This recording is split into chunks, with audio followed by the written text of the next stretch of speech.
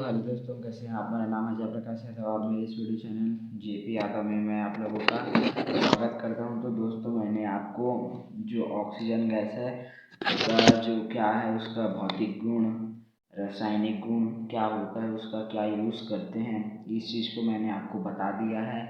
अब हम पढ़ते हैं नाइट्रोजन गैस जो है कि क्या होता है और उसका क्या उपयोग है। तो चलिए दोस्तों, इस वीडियो को देखना शुरू करते हैं। और साथ ही आपको अगर वीडियो अच्छा लगता है तो वीडियो को लाइक किया करें, और जो भी अपने छोटे भाई बहन हैं जो को कक्षा 8वीं 7वीं या 6वीं में पढ़ते हैं तो उनको जो ज़्यादा से ज़्यादा शेयर कीजिए, ताकि उनके सिलेबस में ये जो है वो उनके लिए हेल्पफुल हो सके और उनको उनकी कुछ पढ़ाई भी हो सके। तो और अच्छा लगता है तो सब्सक्राइब भी कर लिया करो। तो चलिए दोस्तों, अब इसको हम जो है कि नाइट्रोजन गैस क्या होता है, इसका उपयोग के बारे में पढ़ना शुरू करते हैं। तो अब हम पढ़ते हैं नाइट्रोजन क्या है। तो वायुमंडल में जो वायु का मिश्रण है उसमें जो नाइट्रोजन गैस है वो बहुतायत में पाई जाने वाला गैस है, जो कि लगभग 78% वायुमंडल में उपस्थित है।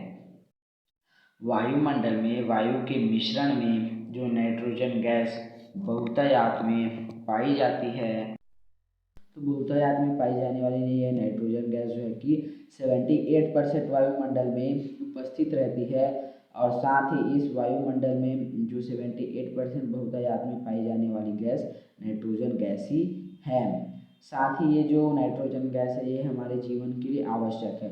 अब वो कैसे है हम देखते हैं। जो पौधे होते हैं, पौधे को ग्रोथ या विकास करने के लिए जो है कि नाइट्रोजन गैस इसको सहायता करता है। जो है कि पौधों को वो ग्रोथ करने या विकास करने के लिए जो नाइट्रोजन गैस है वो इनको सहायता प्रदान करता है, जिससे जो पौधा ग्रोथ होकर हमको उससे भोजन मिल पाता है।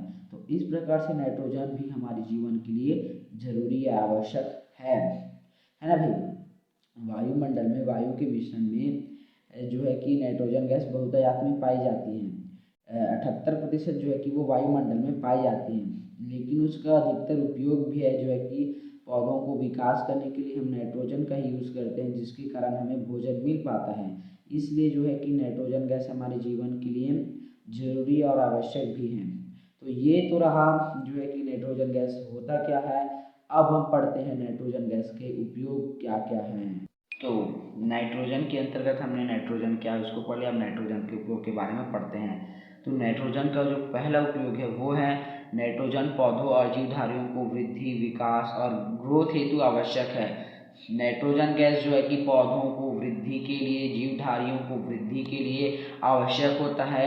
साथ ही जो है कि नाइट्रोजन अगर विशाल मात्रा में हाइड्रोजन के साथ क्रिया करता है तो वो अमोनिया बनाता है, और अमोनिया से हम यूरिया जैसे जो उर्वरक खाद है उसका उत्पादन करने में भी हम नाइट्रोजन गैस का ही यूज़ करते हैं, है ना दोस्तों।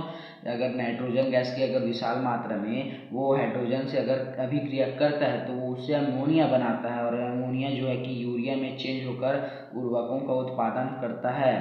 और इस प्रकार से हम जो है कि पौधों को ग्रोथ करने के लिए यूरिया जो खाद है उसको डालते हैं, जिससे हमारा जो पौधा है वो दमदार होता है, मजबूत होता है और साथ ही अच्छे से ग्रोथ भी होता है। तो इस प्रकार से नाइट्रोजन गैस हमारे लिए उपयोगी है। निष्क्रिय प्रवृत्ति के कारण ये विद्युत लैपों में भरने के लिए भी नाइट्रोजन गैस का यूज़ किया जाता है।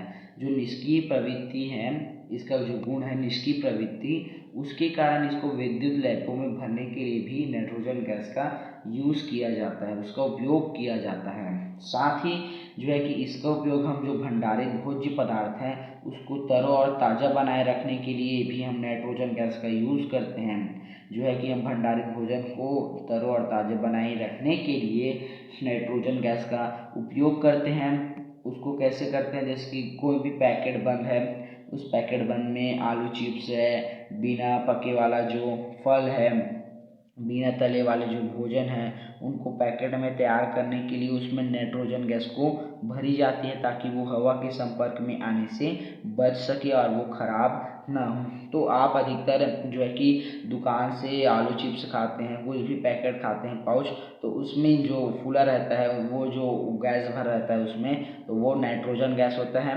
जिसके कारण जो है कि वो खराब नहीं होता, वो अधिक समय तक, लंबे समय तक सुरक्षित रहता है। तो ये तो रहा जो नाइट्रोजन क्या है और उसके उपयोग के बारे में। अब हम पढ़ते हैं जो ये वायु प्रदूषण है वो क्या होता है। तो चलिए दोस्तों इस वायु प्रदूषण के बारे में जानने की कोशिश करते हैं। तो आप सभी वायु प्रदूषण से परिचित ही हैं। तो अपने आसपास जो भी जो है कि विषैला पदार्थ जलाते हैं, कार्बन डाइऑक्साइड उत्पन्न होता है अपने वायुमंडल में, तो उसको जो हमारा वायु का जो संतुलन बिगड़ता है उससे जो है कि वायु प्रदूषण बोला जाता है।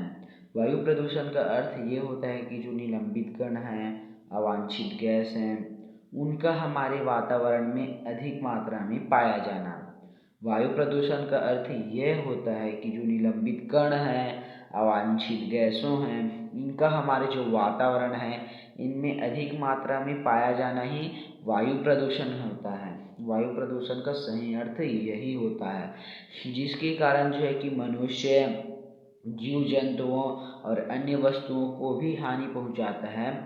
ये जो है कि निलंबित कण, अवांछित गैस, इनके कारण जो है कि हमारे वायु प्रदूषण होता है हमारे वायु में। तो इससे क्या है जो है कि मनुष्य और जीव जंतु और अन्य वस्तुओं को भी ये हानि पहुंचाता है। और साथ ही वायु प्रदूषण से जो हमारा पर्यावरण का संतुलन है वो भी बिगड़ता है। तो इस प्रकार से देखा जाए कि ये जो वायु प्रदूषण है ये आगे जो है कि बहुत बड़ी समस्या बन जाएगी, और इसका जो मुख्य कारण है इनको भी मैं आपको बताऊंगा।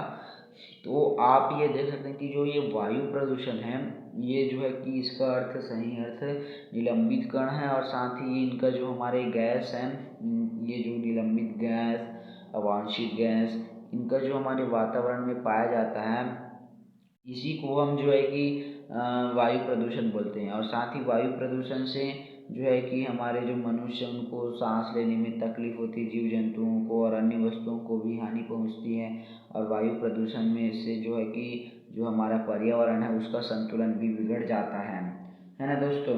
तो इस प्रकार से जो हम देखते हैं कि जो है कि ये पर्यावरण हमारे मतलब पर्यावरण जो है कि हमारे मतलब समस्या उत्पन्न हो गई हमारे पर्यावरण में। जो ये वायु प्रदूषण है ये एक समस्या उत्पन्न हो गई है। तो इसको एक प्रयोग के माध्यम से जानने की कोशिश करते हैं। तो उसके लिए आपको सबसे पहले आवश्यक सामग्री चाहिए, सफ़ेद कागज़ चाहिए, तेल चाहिए, तेल या वैसलीन चाहिए। तो उसको आप सबसे पहले सफ़ेद कागज़ में एक तरफ तेल या वैसलीन को लगा लेना है, और इस कागज़ को खुले स्थान पर 10 मिनट के लिए छोड़ देना है। और ध्यान रहे कि जो ये वैसलीन है उस पर जो लगा हिस्सा है उस पर जो है कि वो कागज़, वहाँ पे जो कागज़ की तुलना है वो साफ कागज़ के सामने रखना चाहिए, ठीक है। और जो है कि आप जो है कि इसको रखेंगे इस प्रकार से,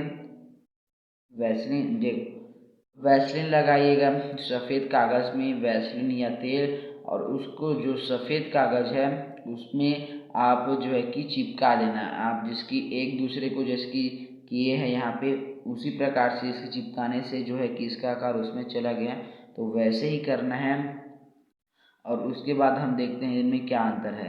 तो इनमें देखने से पता ये चलता है जो है कि ये जिसमें हम किए थे वो बहुत ज़्यादा हो गया और ये कम है। तो इस क्रियाकलाप से हम देख सकते हैं कि जो है कि अपने आसपास में हम जो हमारा वायु है वो कितना प्रदूषित होता है। और साथ ही हम अलग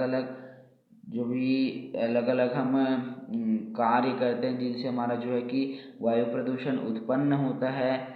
उसके कारण जिसकी हमारे जो अन्य सुविधा हैं ये अनेक सुविधाएं ही जो है कि हमारे पर्यावरण का संतुलन बिगाड़ रही है।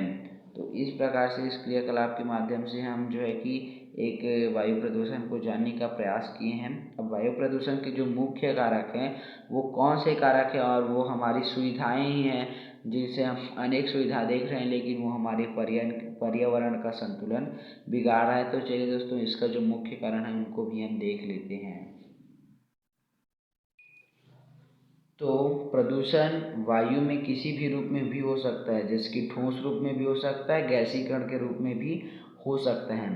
प्रदूषण कुछ भी रूप में हो सकता है ना, ठोस रूप में, गैसीकरण के रूप में, कुछ भी रूप में हो सकता है। साथ ही जो ठोस कण है उसको हम निलंबित कण भी बोलते हैं, जिसकी ठोस कण में जो प्रदूषण पाया जाता है वायु में उसको हम निलंबित कण भी बोलते हैं। और ये कण स्वस्थ मनुष्य को हानि भी पहुंचाता है, साथ ही साथ वातावरण को भी धुंधला कर देता है और पर्यावरण का संतुलन भी बिगाड़ देता है।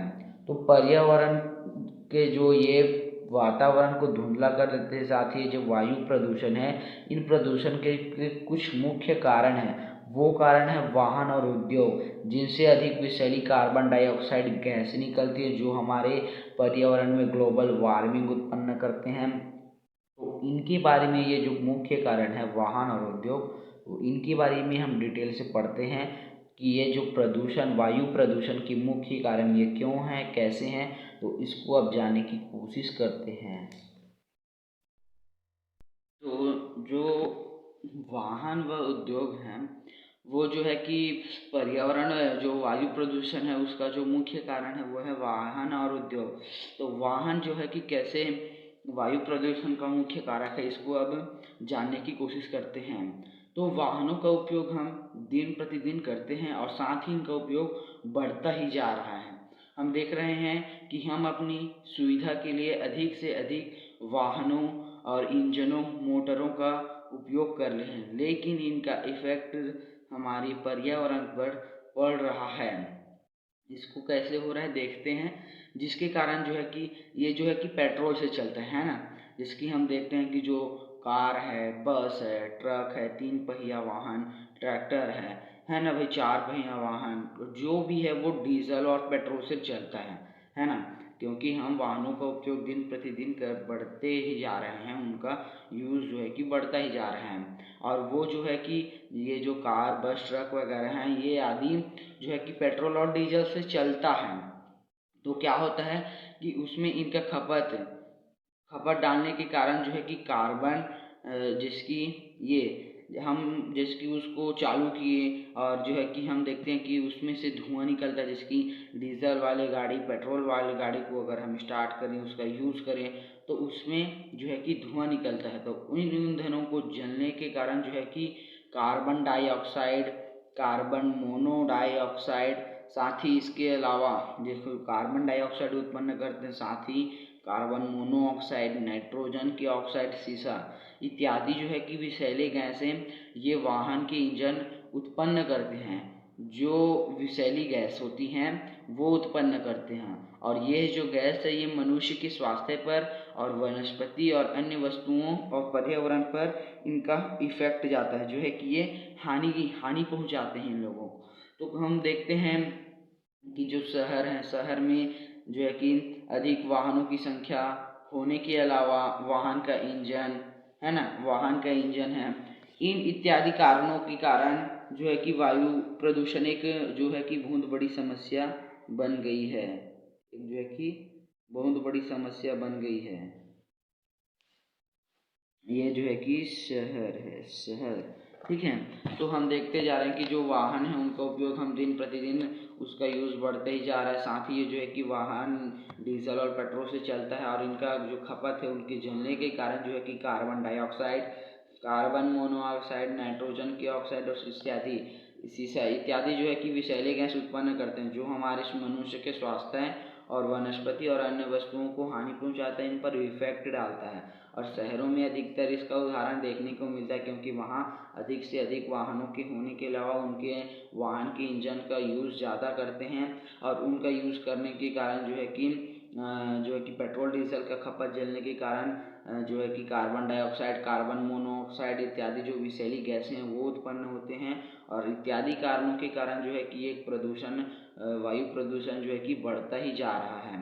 तो इस प्रकार से जो है कि वाहन एक मुख्य कारक है वायु प्रदूषण का, जो है कि उसको चलाने पर जो है कि जो विषैली गैस हैं वो उत्पन्न करते हैं, जो हमारे जो वायु का जो मिश्रण है उन पर इफेक्ट डालता है, और साथ ही मनुष्य के स्वास्थ्य पर और जो वनस्पति और अन्य वस्तु हैं उन पर भी ये हानि पहुंचाने का कार्य करता है। वहाँ से जो खपत होने के जलने का जो विषैली गैस हैं उनका। अब जो है कि उद्योग जो है कि कैसे मुख्य कारक है वो भी वायु प्रदूषण का, उसको भी देख लेते हैं। तो जो है कि उद्योग जो कि आप सभी से परिचित हैं कि अलग अलग चीज़ का अलग अलग उद्योग होता है, जैसे कि स्टील का, सीमेंट का, उर्वरक का, और भी कई बहुत सारी चीज़ें हैं जिसके वो बनाने के बहुत बड़े बड़े कारखाने होते हैं। तो क्या होता है कि जो सीमेंट है, स्टील है और उर्वरक इत्यादि कारखाना जो उद्योग है, उससे जो निकलने वाले प्रदूषित ठोस कण हैं वो उनका हानिकारक प्रभाव जो है कि मनुष्य के स्वास्थ्य पर पड़ता है। साथ ही इनके अलावा जीव जंतुओं पर, वनस्पति पर, पर्यावरण पर व इमारतों पर भी इनका प्रभाव पड़ता है। हम देख सकते हैं कि जो उद्योग हैं स्टील, सीमेंट, उर्वरक और बहुत सारी कारखाने और उद्योग हैं, उनसे जो निकलने वाला ठोस कण है वो हानिकारक इफेक्ट डालता है मनुष्य के स्वास्थ्य पर, साथ ही जीव जंतुओं पर, वनस्पति पर और पर्यावरण पर एवं जो घर इमारतों हैं इन पर भी इनका प्रभाव पड़ता है, इन पर भी ये इफेक्ट डालते हैं।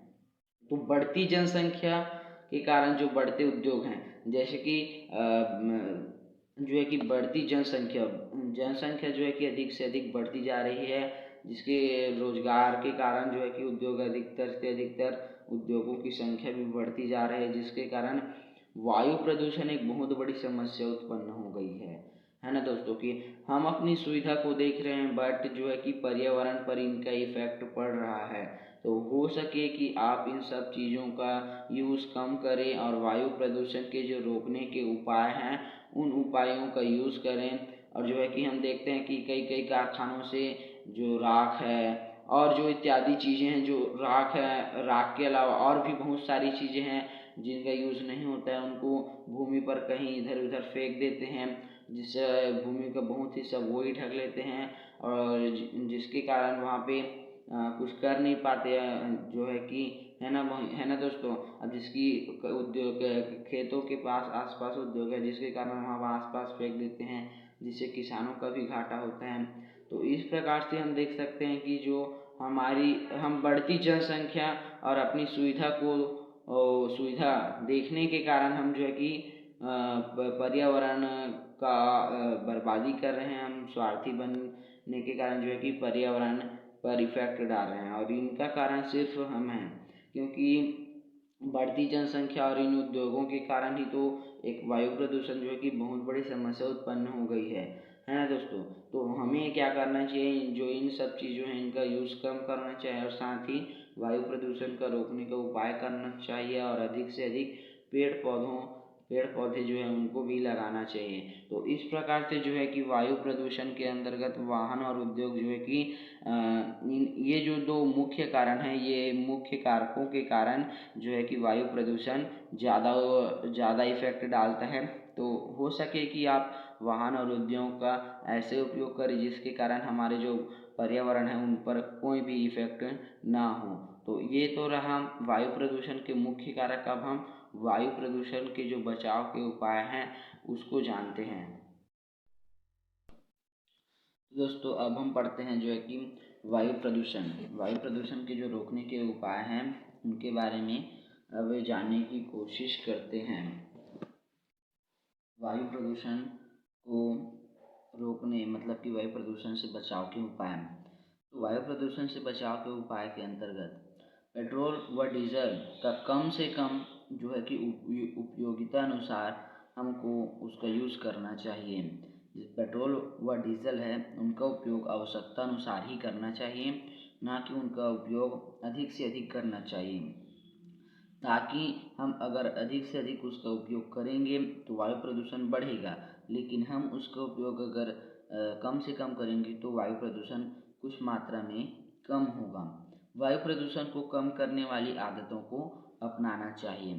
तो वायु प्रदूषण को रोकने के लिए हमें जो वायु प्रदूषण को कम करे ऐसी आदतों को हमें अपनाना चाहिए। साथ ही वाहनों की जो वायु प्रदूषण संबंधी है उसका जांच हमें नियमित रूप से महीने में कराना ही चाहिए। जो वाहन की जो वायु प्रदूषण संबंधी जांच है उसका हमें नियमित रूप से उसका जांच कराना चाहिए। साथ ही हमें अधिक से अधिक वृक्षारोपण करना चाहिए और उन वृक्षों की देखभाल कर उनको बड़ा करना चाहिए ताकि जो वायु प्रदूषण है उसको कम किया जा सके। साथ ही कचरों को खुले जगहों पर न जलाकर उनका एक सुरक्षित निपटान करने का तरीका अपनाना चाहिए। कचरों को हमें खुले जगहों पर न फेंक कर या न जलाकर उनको एक ऐसा सुरक्षित निपटान करने का तरीका अपनाना चाहिए जिससे वे फिर से यूज़ हो सकें, है ना। ऐसे कचरों का मतलब यूज़ करना चाहिए। उसको जलाने से वायु प्रदूषण होगा तो उससे अच्छा है उसका कुछ और सुरक्षित निपटान किया जा सके।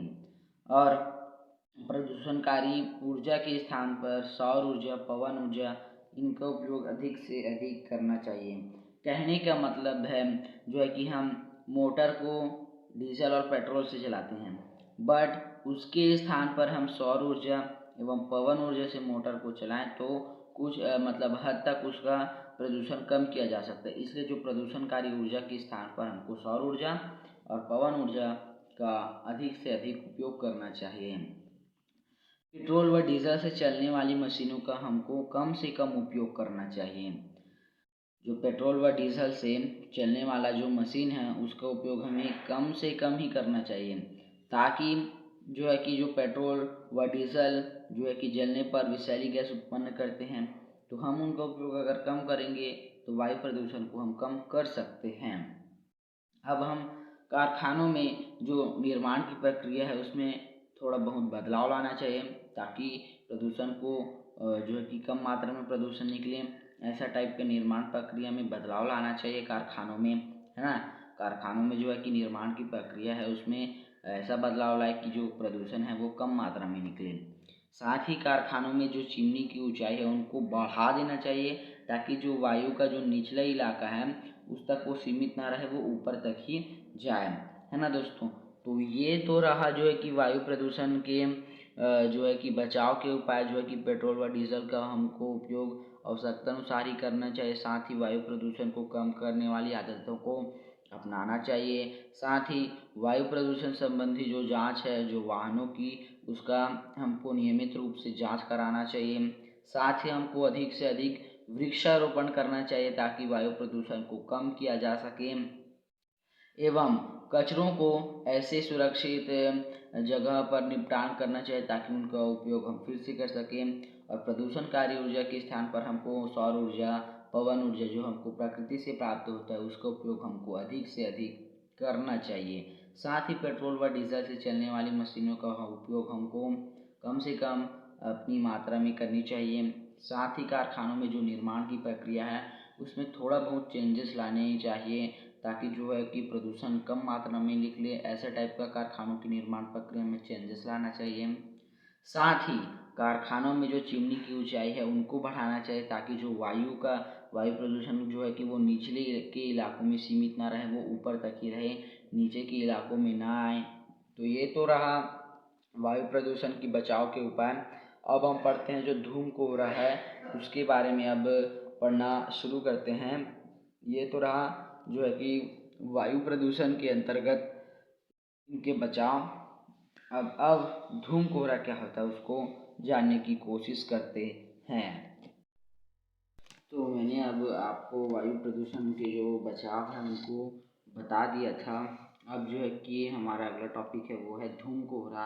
तो धूम कोहरा के बारे में अब जानने की कोशिश करते हैं।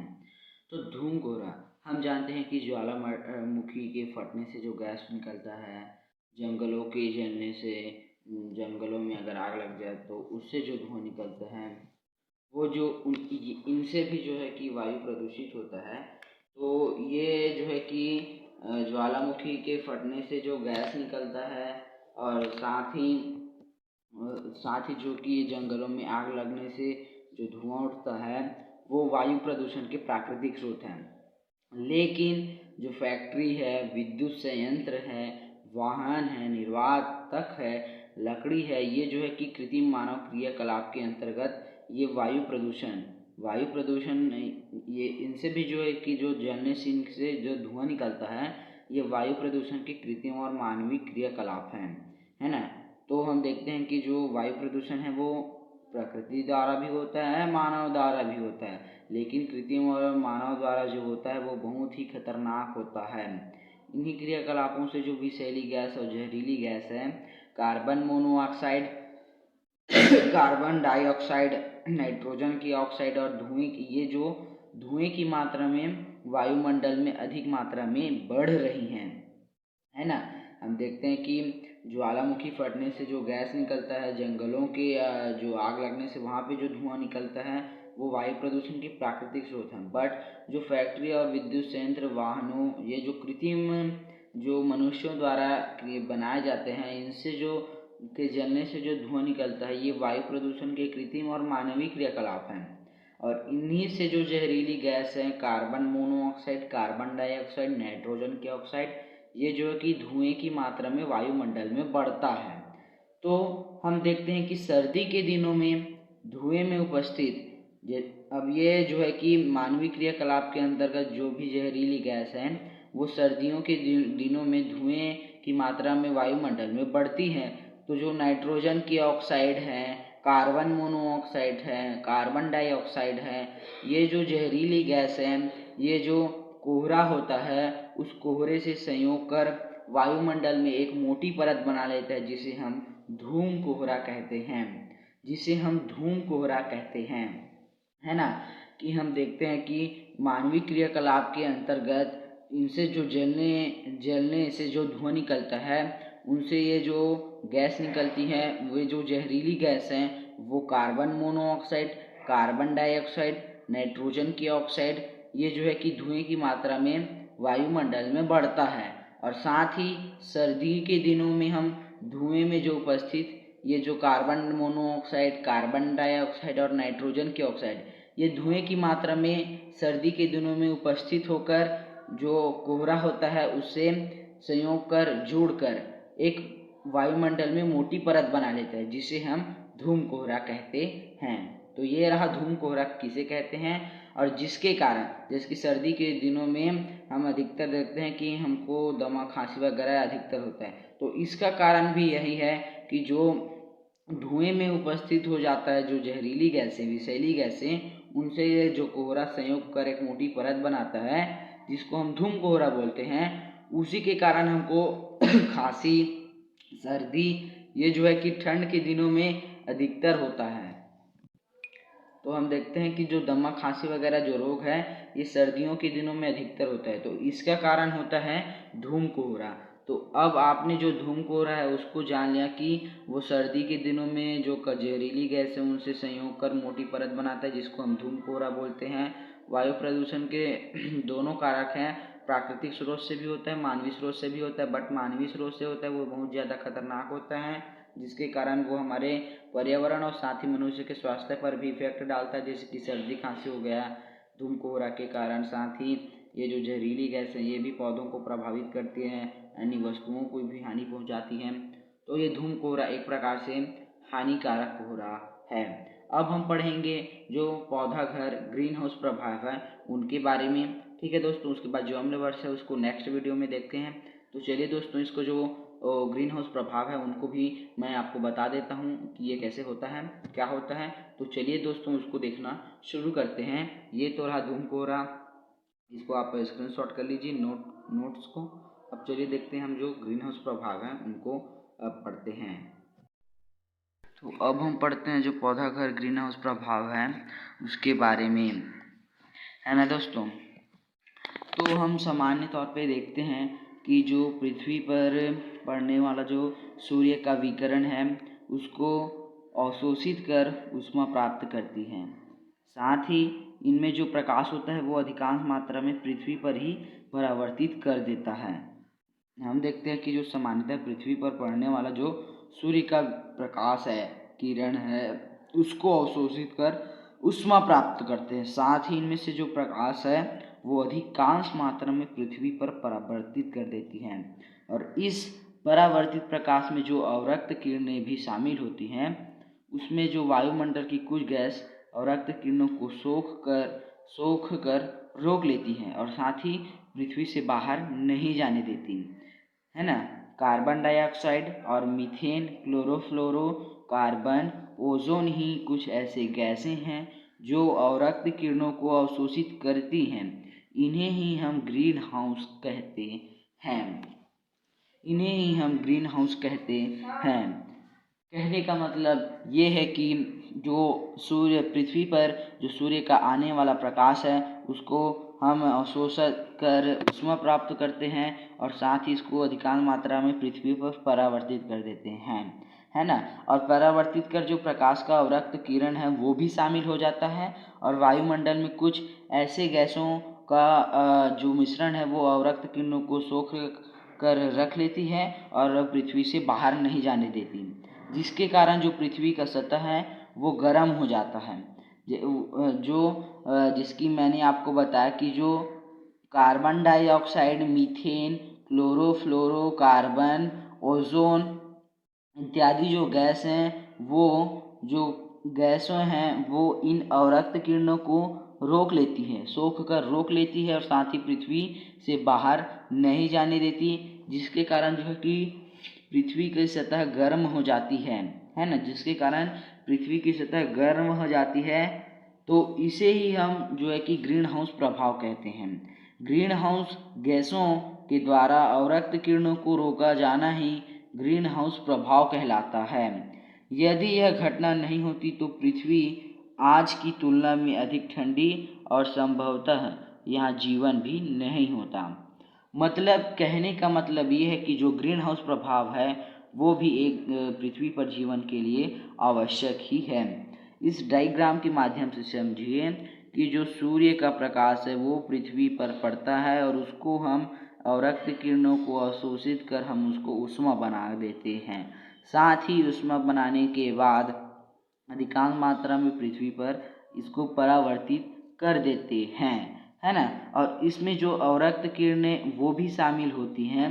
वायुमंडल में जो carbon dioxide, carbon monoxide, methane, chlorofluoro, ozone अवरक्त ये जो गैसें हैं ये अवरक्त किरणों को अवशोषित करती हैं और क्या करती हैं कि ये जो गैसें हैं ये अवशोषित कर जो है कि पृथ्वी मतलब वहीं पर ही सोख कर रख लेती है और पृथ्वी की जो सतह है उससे बाहर जाने नहीं देता, जिसके कारण जो है कि ये गर्म हो जाता है, पृथ्वी की सतह गर्म हो जाता है। इसको ही हम ग्रीन हाउस प्रभाव कहते हैं। और ग्रीन हाउस प्रभाव गैसों के द्वारा ही अवरक्त किरणों को रोका जाना ग्रीन हाउस प्रभाव कहलाता है। इसको आप अंडरलाइन कर लीजिए, ये इम्पोर्टेंट है ना। यदि ये घटना नहीं होती तो पृथ्वी आज बहुत ही अधिक ठंडा होती और संभवतः यहाँ पे जीवन भी नहीं हो पाता। और ये जो ग्रीन हाउस प्रभाव है ये पौधों पर इफेक्ट डालता है। तो कैसे डालता है, इसको कैसे बचाया जा सके इसको देखते हैं। ये तो आपने पढ़ लिया कि ग्रीन हाउस प्रभाव जो है कि कार्बन डाइऑक्साइड, मीथेन, क्लोरोफ्लोरो का कार्बन, ओजोन ऐसी कुछ गैसों का मिश्रण है जो सूर्य की किरणों को और रक्त किरणों को अवशोषित करके रख लेती है सोख कर और उसको बाहर नहीं जाने देती, जिसके कारण जो है कि पृथ्वी का सतह गर्म हो जाता है, जिसको हम ग्रीन हाउस कहते हैं। और ग्रीन हाउस गैसों को हम द्वारा रोकने के लिए और रक्त किरणों को रोका जाता है, उसको हम ग्रीन हाउस प्रभाव या ग्रीन हाउस इफेक्ट बोलते हैं। तो ये तो रहा ग्रीन हाउस प्रभाव। अब हम इनसे जो ये पौधों को इफेक्ट डालता है तो पौधों को ग्रीन हाउस प्रभाव से कैसे बचाएं इसको हम देखते हैं। हाँ, और साथ ही जो है कि ये जो ग्रीन हाउस प्रभाव में जो गैसें हैं इनको याद करने का एक तरीका है मीना का जलवा। मी से मीथेन, न से नाइट्रोजन के ऑक्साइड, है ना, और क से कार्बन डाइऑक्साइड, ज से जल वाष्प, ल से क्लोरोफ्लोरो और साथ ही व से रक्त किरणें और जो ओजोन है वो। तो मीना का जो जलवा है उसके अंतर्गत अब जो है कि मी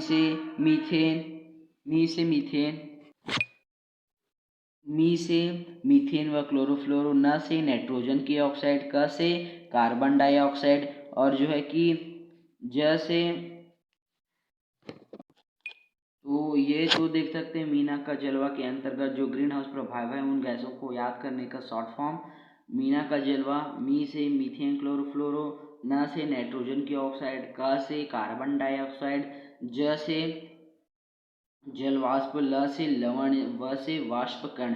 तो ये तो रहा ग्रीन हाउस प्रभाव की जो गैसें हैं, और हमने अभी ग्रीन हाउस प्रभाव और उनके इफेक्ट को भी जान लिया है। ये जो गैसें हैं ये गैसें अवरक्त किरणों को अवशोषित कर सोख कर रख लेती हैं और पृथ्वी से बाहर जाने नहीं देती, जिसके कारण जो है कि पृथ्वी का सतह गर्म हो जाता है, और गर्म हो जाना ही इसको हम ग्रीन हाउस प्रभाव बोलते हैं। और इनके ग्रीन हाउस प्रभाव को और रक्त किरणों को रोका जाना ही इन गैसों के द्वारा ग्रीन हाउस प्रभाव कहलाता है। साथ ही ये पौधों पर इफेक्ट डालता है, तो उनसे पौधों को कैसे बचाएं ये भी हम देख लेते हैं। तो जो ग्रीन हाउस प्रभाव है उस पौधा घर के अंतर्गत हम देखते हैं कि ठंडे प्रदेशों में पौधों को जीवित रखने के लिए कांच का घर बनाया जाता है। ये देख सकते हैं यहाँ पे कांच का घर बनाया जाता है और उसको एक कमरे में रखा जाता है।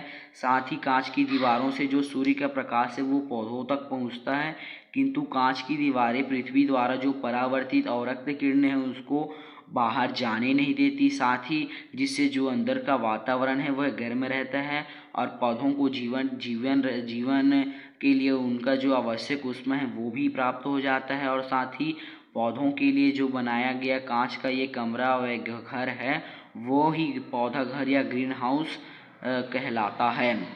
हम देखते हैं कि जो एक ग्रीन हाउस है वह पौधों पर इफेक्ट डालता है, तो इसके लिए ठंडे प्रदेशों में क्या किया जाता है कि जो पौधों हैं उनके लिए एक कांच का विशेष प्रकार का घर बनाया जाता है, और वहाँ पे जो है कि जो कांच का दीवार है उसके माध्यम से सूर्य का प्रकाश पौधों तक पहुँच पाता है। साथ ही लेकिन जो अवरक्त किरणें हैं उसको परावर्तित कर जो कांच है वो उसको बाहर जाने नहीं देता, जिसका जो अंदर का जो वातावरण है वो गर्म रहता है और जो पौधों को जीवन के लिए आवश्यक ऊष्मा है वो भी प्राप्त हो जाता है। इसलिए जो पौधों हैं उनके लिए ये जो बनाया कांच का रूम है या घर है ये उनके जीवन के लिए मतलब ठंडे प्रदेशों में उनको जीवन के लिए बनाया जाता है, जिससे वो ग्रीन हाउस से बच सकें। इसलिए इसको पौधा घर या ग्रीन हाउस कहते हैं। तो ये तो रहा ग्रीन हाउस प्रभाव, है ना दोस्तों। अब हम जो अम्ल वर्षा जो टॉपिक है उसको नेक्स्ट वीडियो में देखते हैं और मिलते हैं दोस्तों नेक्स्ट वीडियो में। अगर वीडियो अच्छी लगी तो लाइक कर देना, अपने दोस्तों के साथ शेयर कर देना और मेरे चैनल को सब्सक्राइब भी कर लेना। और ये तो रहा ये जो ग्रीन हाउस है उसका और अम्ल वर्षा और जो बाकी के टॉपिक हैं उनको नेक्स्ट वीडियो में देखते हैं। तो मिलते हैं दोस्तों नेक्स्ट वीडियो में, बाय।